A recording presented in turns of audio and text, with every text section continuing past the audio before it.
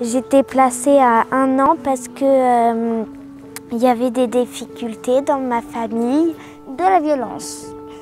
J'ai ma mère qui était violente verbalement avec moi.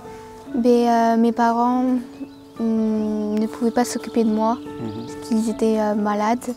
Mon père, il est venu, il m'a frappé. Après, il a traité ma mère de tous les noms. Mon père, il voulait que ma mère avorte. Au final, à ma naissance, c'est un peu ma mère qui m'a laissée. C'est mon père qui a dû s'occuper de moi. Il n'a pas su comment faire. Mais ça se passe mal, je suis triste. Je me dis que je ne vais plus voir ma famille. Ça a été tout un chamboulement, comme un tsunami sur moi. Ça me rend un peu triste, mais... Et tout ça, c'est la faute de mon père en plus. Maman, elle n'est pas bien parce que c'est mon père qui l'a stressée. Un lieu de vie, c'est un lieu d'accueil pour jeunes qui peut être en difficulté, soit vis-à-vis de leurs parents, soit vis-à-vis d'autres problématiques. La philosophie de l'endroit, c'est d'être soi-même et affronter tout ensemble, trouver des solutions ensemble et puis grandir. C'est un bon lieu pour s'épanouir et tout, même s'il y a forcément des moments un peu difficiles, mais enfin, on n'est pas à plaindre ici, quoi. On rigole, on s'amuse entre nous. On essaye un peu de se serrer les coudes, de se soutenir et tout. On est tous comme une grande famille. Voilà, tu vois, il descend.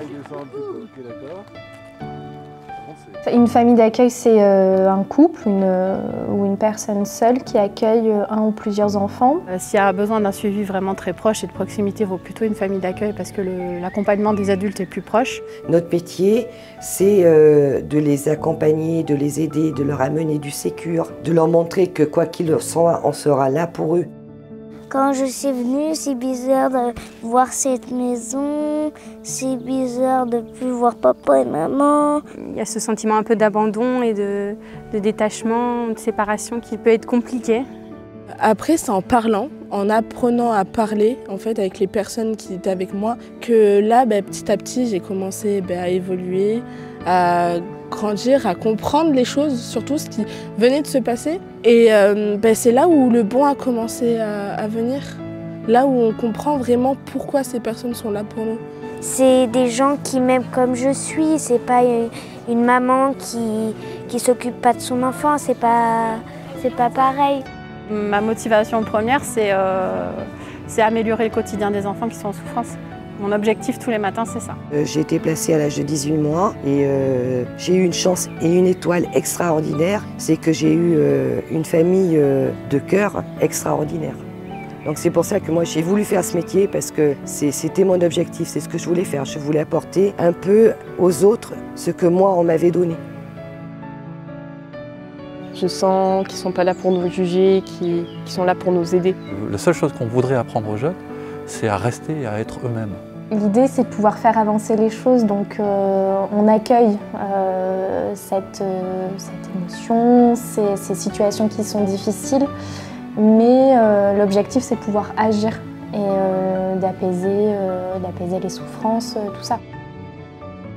Ça va changer, ça c'est sûr. À bout d'un moment donné, ça va changer. En ces 2 ans, on a beaucoup évolué, on a beaucoup fait de choses. Oui, on a eu des problèmes dans la vie, mais c'est ça qui fait des fois notre force, c'est qui peut nous faire grandir et qui peut nous amener à réussir aussi. Il faut réussir à passer par-dessus tout ça, à régler entre guillemets ses soucis, à passer à autre chose et à avancer. Essayer de penser positif, de se lever avec le sourire. D'accepter et de prendre tout ce qu'on nous donne. Parce que c'est pas du mauvais, c'est que du bon et surtout pas le refuser.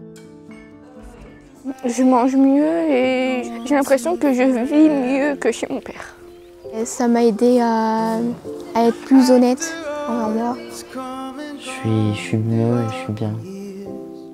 Après, je pense que le bonheur, il est différent pour chaque personne, mais je pense que le bonheur, c'est aussi la simplicité de vivre. Hey, you, never